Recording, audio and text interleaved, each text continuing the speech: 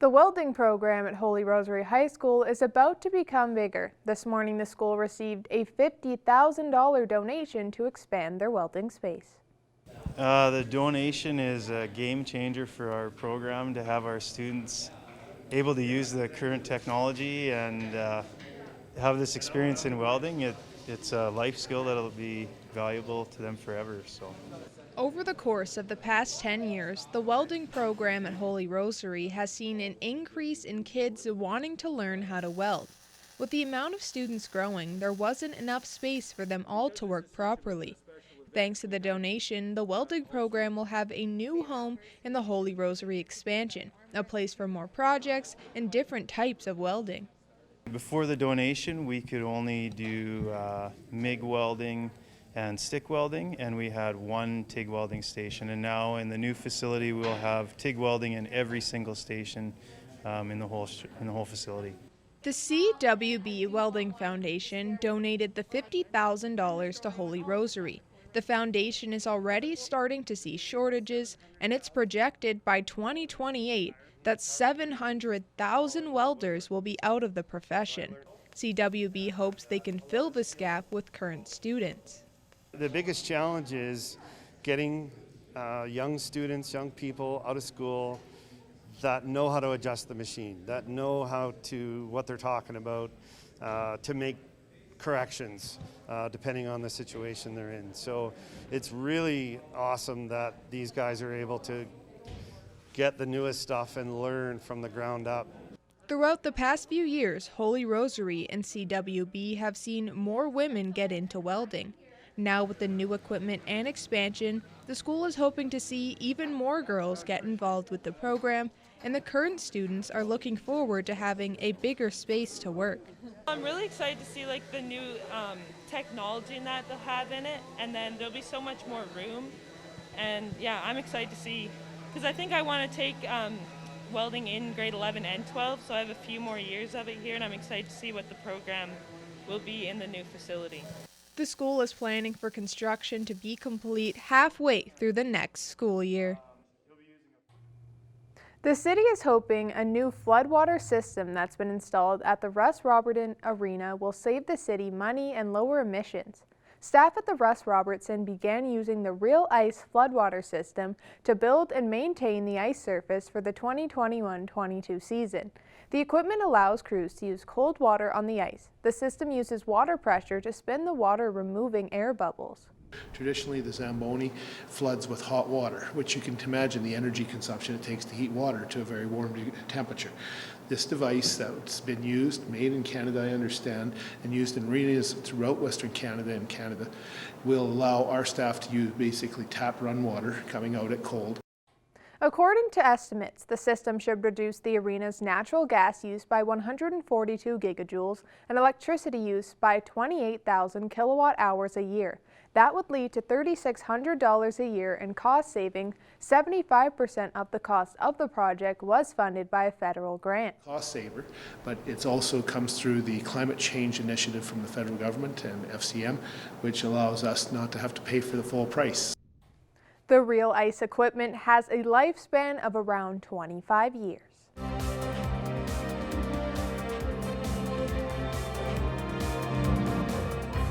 The Saskatchewan government is launching new supports for women entrepreneurs, and to learn more about them, Tate Laycraft has the interview. Today on Primetime Local News, I'm joined by Krista Ross from the Saskatchewan Ministry of Immigration and Career Training, as she's here to talk about two new government programs that aim to support self-employment in women. So, Krista, welcome to the show, but what can you tell people about these two programs off the bat here? Sure, Tate. Thanks for the question. So you're right that we just recently announced two new programs. One is called the Scale Up for Entrepreneurs, and the other one is called Digital Literacy for Entrepreneurs. So this came about really following some work that has gone on over the last couple of years through an advisory committee that was tasked with looking at the gender entrepreneurship gap in Saskatchewan. And they had put out a report, this advisory committee, in July of 2020 with a number of findings and recommendations for how we could start to work to close this gender entrepreneurship gap in the province. And a couple of those recommendations were around, skills development component. And that's really what these two new initiatives focus on. So Scale Up for Entrepreneurs will assist women entrepreneurs, but also entrepreneurs from other underrepresented groups, such as Indigenous or visible minorities across the province, to acquire the skills and knowledge to grow and scale their existing business in the province. So that's going to look at skills development areas such as leadership and management, business strategy, marketing and sales, financial management, human resource strategies, and others. It's also going to have a component of some ongoing coaching and mentorship following the program as the participants start to apply and implement what they the skills that they had developed and the plan or strategy that they had designed as part of the program. So really with that, we're just trying to achieve some objectives around increasing the number of medium and large businesses that are owned by women in the province and other represented groups. And then of course, to help spur some more job creation in the province as well. And the other initiative that was announced, the digital literacy for entrepreneurs, that's more targeted at addressing the digital literacy needs of entrepreneurs, and in particular women entrepreneurs who are looking to integrate digital technologies into the future success and growth of their business. As we've seen, is just becoming more and more important. So the objectives of that program will be to help entrepreneurs increase their knowledge in the area of digital literacy, develop the digital skills themselves that are required to adapt and to grow their business, have increased self-sufficiency in managing their business, and then just an overall support and increase in the business opportunities for program participants. And coinciding with the start of these two new programs is also the launch of the Women's Entrepreneurs Report. So is it a way to measure the success of these two new programs, or what exactly does it aim to accomplish? Yeah, so the Women Entrepreneurs in Saskatchewan report, it pulls together data from Statistics Canada to track and highlight the important contribution of women entrepreneurs to the provincial economy. So it highlights data about female self-employment and women-owned businesses. It also includes Stats Canada survey responses from businesses about experiences during the pandemic. So the report is a standalone profile, a standalone report. It's not necessarily intended to directly measure the success of any specific program, including these two initiatives. However, it will serve as an important tool to track female self-employment and women-owned businesses in Saskatchewan over time. So that report is not intended to measure the outcomes or the success of these two programs, but certainly we do have a framework in place and specific outcomes for those two programs that we will be measuring and tracking the success of. Thanks so much for doing this. Okay, no problem, my pleasure. And now here's a look at your stock market prices for today.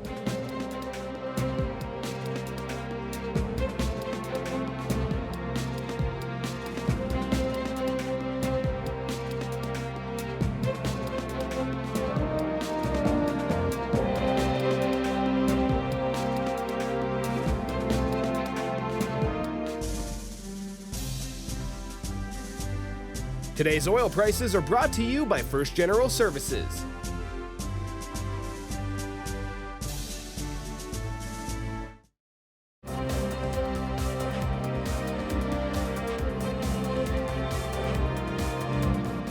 Welcome back.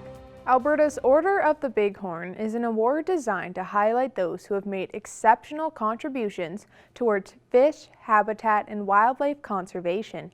6 winners were selected this year, including a man who has spent his life working with birds of prey. Jillian Coate has his story.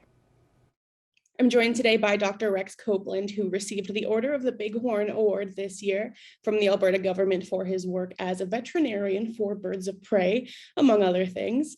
Rex, I am sure that you have tons of stories about working with birds of prey. I've got tons of stories that way, so that's going to be a hard one. I actually started working with birds of prey when I was a teenager before I even went to school, to university. And it's been something that's been with me, basically all my life. So I've been doing this for over 50 years is the truth of the matter. And I was doing my best to doctor birds even before I went to veterinary college. So anyway, um, I guess maybe an interesting story is how I got involved, which um, I I was a military brat. My dad was in the Air Force, and we moved all over the place. And finally, his last posting was to Ottawa, and we ended up out in the very rural property in the Lanark Highlands, and it was a lot of bush and rocks and lakes, very beautiful, lovely place for kids to grow up. And anyway, in my hiking around there, I was attacked by a goshawk at a goshawk nest, and that got my attention. And I went back and caught one of the youngs just as it was leaving the nest. And proceeded to, this is when I was like 17 years old, to try to train this bird. And I did have it tame, and then I would turn it loose so that it would get flying exercise, which ultimately what happens is the bird goes wild, or when it finally learns how to hunt, it disappears and doesn't come back. Anyway, it did disappear. At the same time, in Ottawa, which was about 70 miles away, there was a biologist by the name of Richard Fife, who was a falconer, and he lost a bird. And his bird showed up on some farmer's doorstep, and the farmer got on the local radio station to say, I found this hawk on my back step. Who does it belong to? Well, my friends in Ottawa called and said, that belongs to Rex Coupland. And Richard Fife went out, oh, that's mine. And they said, no, it's not yours, it's Rex Coupland's. And anyway, he had no idea who Rex Coupland was, and looked me up, and cut a long story short, of course, I was doing it illegally. He taught me how to do it legally, and taught me how to do falconry. And anyway, that's where my beginnings started. And I'm wondering, is there like a bird of prey that stands out to you because it's just so magnificent? No, there's so many that are magnificent in their own right. Certainly, golden eagles are spectacular birds, but so are bald eagles. And I think my son-in-law says that, when we have a big eagle here and it's walking across the floor, it kind of scares them like it's an old man kind of thing. Anyway, but then you get peregrine falcons, and they're such spectacular flyers that they're pretty impressive too. And then you get into the owls, and they're, especially some of the smaller saw-whet owls and those sort of things are so cute, and they're hard not to love. Let's talk Order of the Bighorn. Congratulations, by the way. Was this something that you ever anticipated? It was a complete and utter shock. I had a call from Mr. Ripley, and I wasn't here, so it was a recording. And then I got the recording, and it says, would you please call me about the Bighorn Award? And I didn't have a clue what that was. And I called him up and I said, I'm sorry, but what are you talking about? And he said, oh, you don't know anything about this. And I said, no. And then he explained it all to me. And I realized who had probably nominated me, but they hadn't told me, because if I wasn't accepted, they didn't, they weren't going to, but I wasn't even aware it existed until I was called about it. So it was very impressive and very overwhelming. So.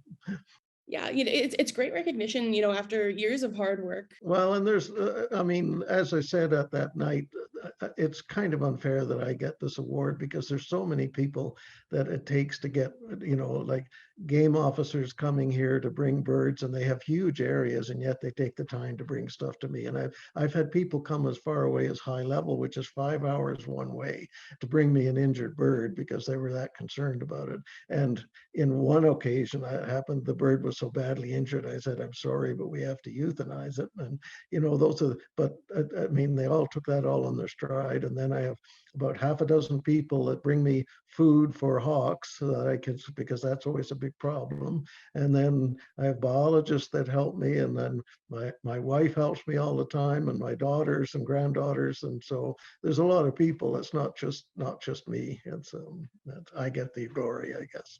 Yeah, it's like it's your name on the award, but you know that there is a big community of people supporting you. I think that's really wonderful. Rex, thank you so much for your time today, and congratulations again on the award. Well, thank you very much. Here are your agriculture prices for today.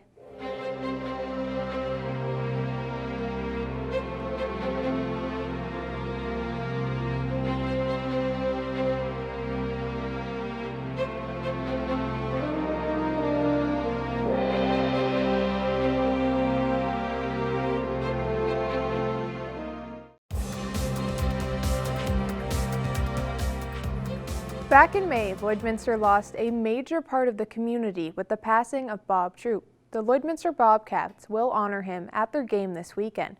Evan Kenny has the details.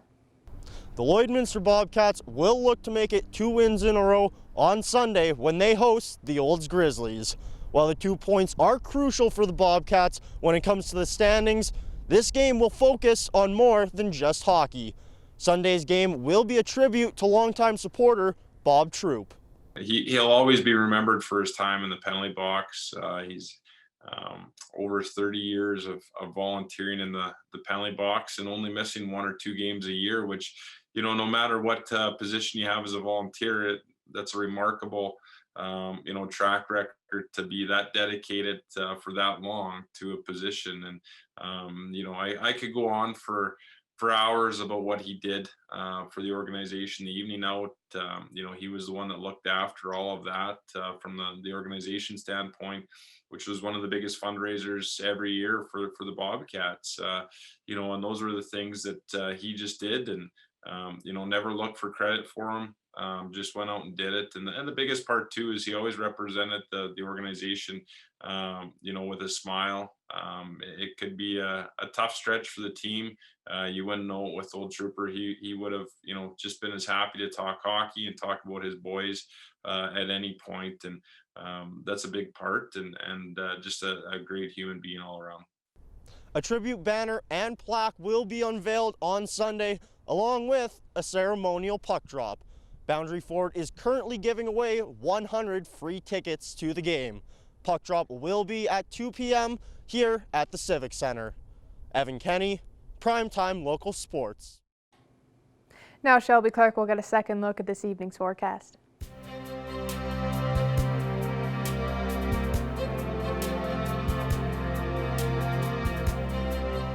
Thanks so much, Jazz. And now taking another look at your weather forecast. We'll be starting off with taking a look at the central region of Alberta and Saskatchewan here. On the Alberta side, they're cooling down just a bit there. Most are seeing that -4 degree point, -2 in Edson, while Edmonton is at -3, and Rocky Mountain House and Red Deer are sitting at -6 degrees. Switching over to the Saskatchewan side here, Cold Lake and Meadowlake are also at that -6 degree point, -7 in Prince Albert and North Battleford, while Saskatoon and Melfort are a bit cooler at -8, and Melfort is at -10 degrees. Switching over to our northern region of the provinces, you can see they are cooling down quite a bit, but they're not seeing as cool conditions as they've been seeing earlier on in the week. -18 in Uranium City, while Stony Rapids and Wollaston Lake are both at -15, -10 in South End and Flin Flon, and the rest there are sitting from around -7 to -8 degrees. Switching over to this side here, they're seeing some slightly warmer temperatures, especially of course down here in this area. They usually are seeing warmer temperatures compared to more up through a high level in Fort Chipewyan, as they are at -12 and -15 degrees. Fort McMurray is at -7, while Peace River is at -6, and Slave Lake and Grand Prairie a bit warmer at -3, -5 degrees. And switching over to our southern region, they are seeing slightly cooler temperatures as well. Usually they've been seeing slightly warmer throughout the week, but today they are cooling down quite a bit. Lethbridge is at -2, while Medicine Hat and Calgary are both at -1. -9 in Coronation, and Banff is hitting -5. Switching over to this side here, they're seeing slightly cooler temperatures, but not too much there. -3 in Estevan, while it is -4 degrees in Moose Jaw, -5 in Regina, while Yorkton and Swift Current are both at -6 degrees. In Kindersley is the cooler, seeing -8. But as we go back across the region, the temperatures tonight, in most spots they are cooling down just a bit, ranging from around -11 to -15 in most spots. Myrna will be seeing a low of -11 degrees, while Wainwright, Meadow Lake, and Bonneville will be seeing a low of -12, -13 for Pearson and Provost, while Isla Crosse will be seeing a low of -14 degrees, and Paradise Hill and Unity will be seeing a low of -15 and 16. But most spots won't be seeing any flurries throughout the night, and we will be seeing a couple more, some cloudy skies throughout the region. And switching over to temperatures tomorrow across the region, we will be cooling down just a bit for our Friday here, ranging mostly from around -5 to -9 degrees in most spots. On the Saskatchewan side, they are cooling down just a bit more, especially up in Isla Crosse and Green Lake, Meadow Lake. They'll be seeing -10 for tomorrow, and St. Walburg will be seeing -11. And ending off with our 7-day forecast for here in the border city, Friday will be cooling down just to -6, but we will be seeing a little bit more sun peeking behind those clouds to start off the weekend. We'll be seeing a beautiful Saturday there, as you can see at 2 degrees there with a mix of some sun and cloud. Sunday will end off the weekend at -4 with a little bit more cloudier skies. And next week we will be cooling down just a bit more, as you can see, hitting those double temps with Monday starting at -13 degrees to start it off. Tuesday we'll see a high chance of some flurries, so I get to expect to see some more snowfall next week starting on Tuesday, continuing that on Wednesday at -18, and Thursday we'll be seeing -18 degrees as well. That's another look at your weather forecast. We'll have more news coming up after the break.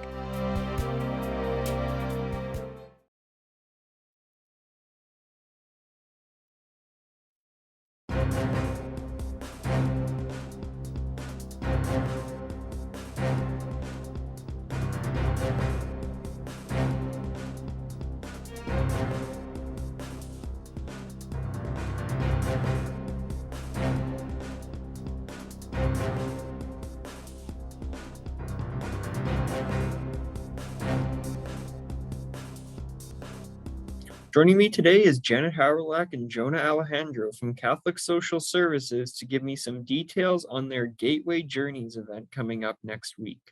So to start, could you guys give me a little bit of background on Catholic Social Services and then as well on the Gateway Journeys that's going to be coming up? Catholic Social Services has been in the Lloydminster area for approximately 39 years now. So I know not very many people hear about us. We're kind of like but we've been around in Lloydminster for 39 years. And the Gateway for Newcomers has been around for approximately 13 years.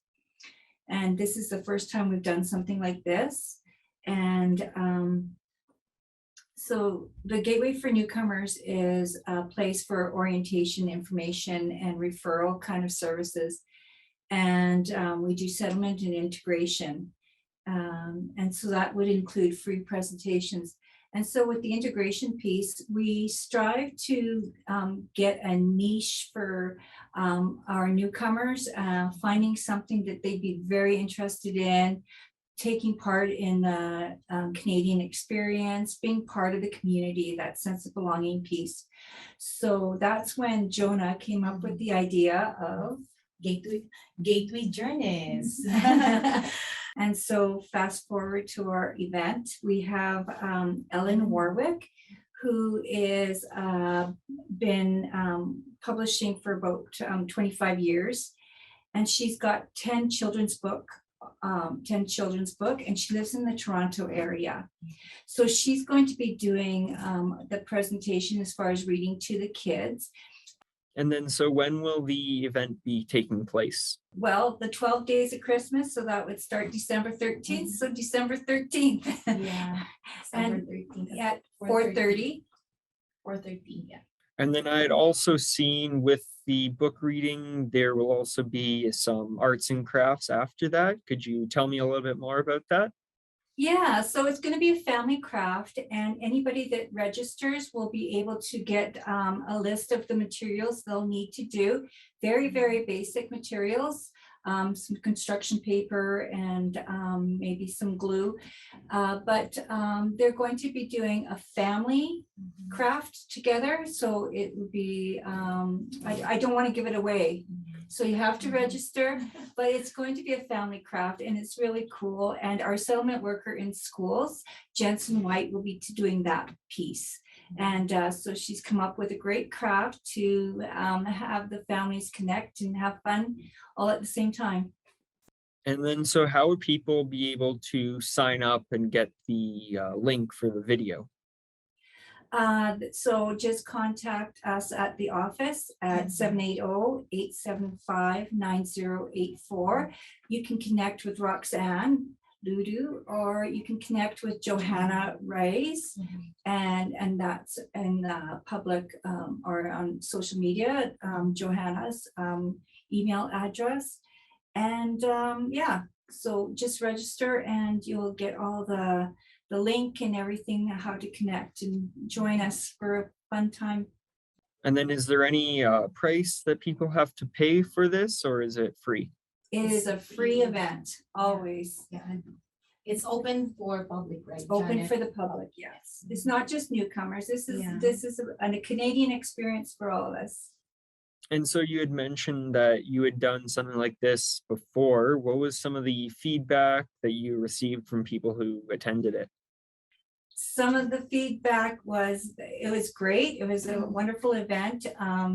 People were intrigued with the story behind the Just a Bear, and it does have some local history to it, so that was important. But some of the feedback was to do some interactiveness with the kids, and so that's what we're going to do this time, to have the Q&A and then the craft with the family. So hopefully everybody will have a good time. Great, thank you for taking the time to meet with me.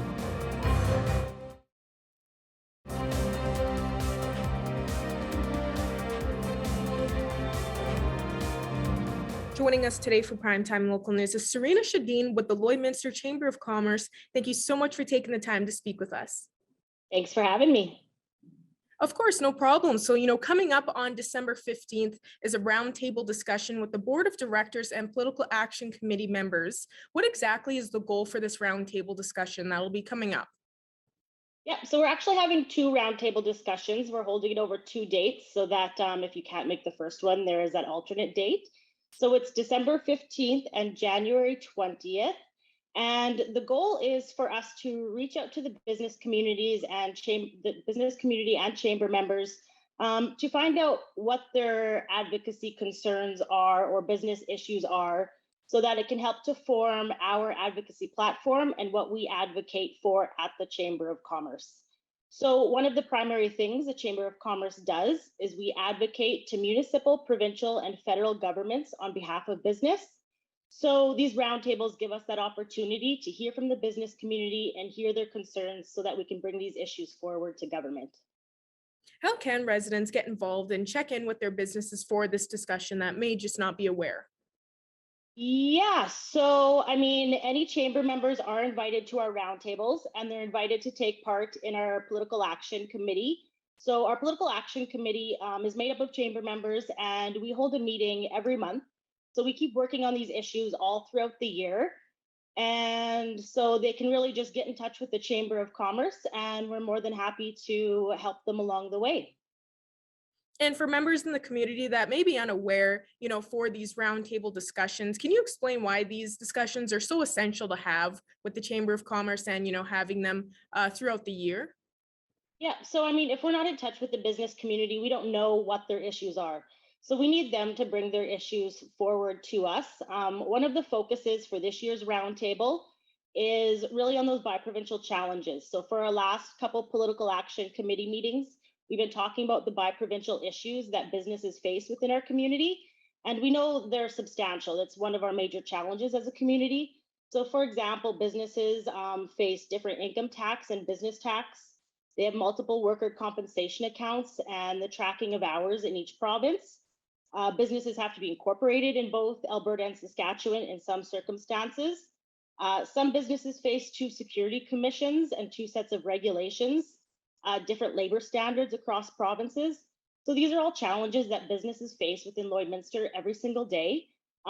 These are challenges we know about, but still, even if businesses are facing these challenges, we want them to bring that issue to us so we know if it's a severe issue or if it's just kind of maybe an issue that people have accepted, but still either way, we want the business community to bring this type of information to us. Where else can people find more information about this roundtable discussion online, just so they can get prepared and remember the dates for it? Yeah, so they can go to our website, lloydminsterchamber.com, and if they click on events and go to our event calendar, there's the events are there on each date, and then they can just register. Perfect. Well, once again, thank you so much for joining us today, Serena. Yes, thank you. We'll now be ending off with taking another look at your 7-day forecast here. Friday will start off the weekend with a nice warmer, some temperatures there with -6 on Friday with a little bit more sun peeking behind those clouds. Saturday we'll see a beautiful day at 2 there for our high with a mix of some sun and clouds. So get that holiday shopping done while you can, because we will be cooling down quite a bit next week. Sunday will end off the weekend at -4 with a little bit more cloud coverage, and Monday will start off at -13, so a little bit cooler there, while we'll see some flurries on Tuesday and Wednesday at -2 and -18 degrees. And Thursday we'll be ending it off there at -18 with a mix of some sun and cloud as well. Thank you for joining us on Primetime Local News tonight, and have a great evening.